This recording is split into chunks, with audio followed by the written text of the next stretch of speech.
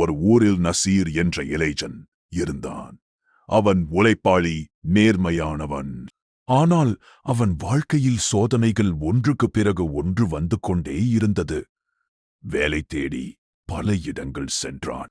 ஒவ்வொரு இடத்திலும் பிறகு சொல்லலாம் என்ற பதிலே வந்தது.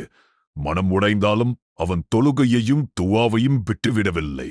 ஒவ்வொரு இரவும் அவன் சொல்வான், யா அல்லாஹ், எனக்கு தாமதமாகினாலும் பரவாயில்லை, ஹலால் வழியில் தாரும்.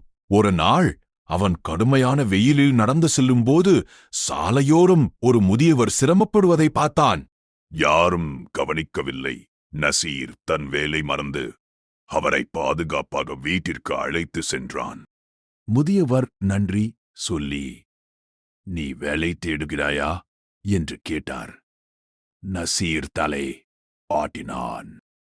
அடுத்த நாளே அந்த முதியவரின் பரிந்துரையில் நசீருக்கு ஒரு நல்ல வேலை கிடைத்தது. நிலையான வருமானம், மன்னா நிம்மதி அன்று. நசீர் புரிந்து கொண்டான்.